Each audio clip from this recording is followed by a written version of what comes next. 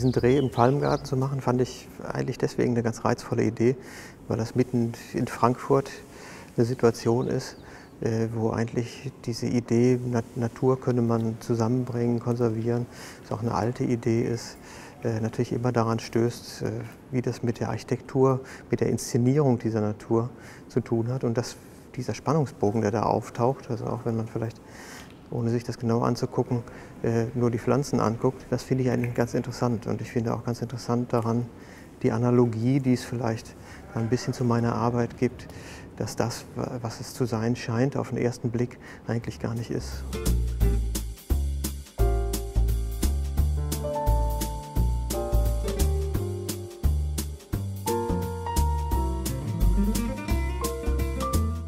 Die 7127, die jetzt ins Städel kommt, sieht auf den ersten Blick aus wie eine Landschaft. Wenn man aber genau hinguckt, enttarnt sich das als etwas, oder sieht es aus wie eine getarnte Landschaft.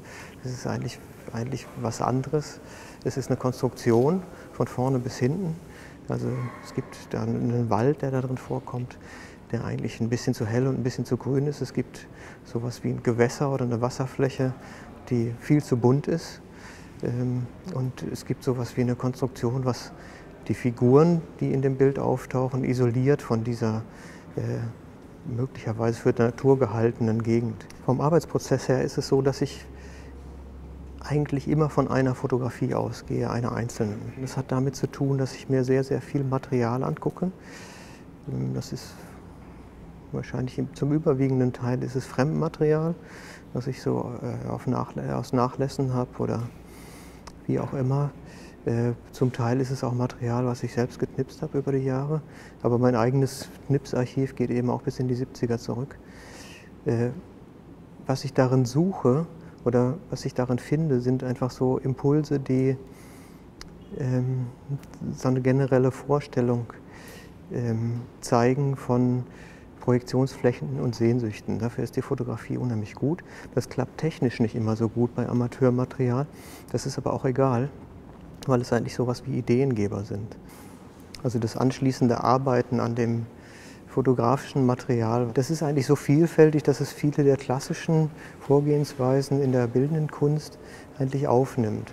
Das bedeutet ja, wenn etwas stört im Vordergrund oder wo auch immer, dass es weggenommen werden muss. Das heißt ja aber nicht, dass man es wie in einem Set einfach wegstellt oder verhängt oder sonst wie kaschiert, sondern es bedeutet, es wird einfach aus dem Bild entfernt. Dahinter ist nichts. Also wäre sozusagen in Anführungsstrichen weiße Leinwand.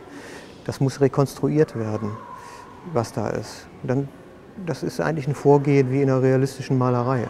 Ein Qualitätskriterium für mich selbst ist, dass eine Arbeit, die fertig ist, sich behaupten muss. Und zwar nicht im ersten Moment, sondern möglichst auf Dauer. Das heißt, dass wenn die eine Weile an der Wand ist, dass sie zu einem Gegenüber wird und dass sie möglicherweise spannender wird, als sie auf den ersten Blick war.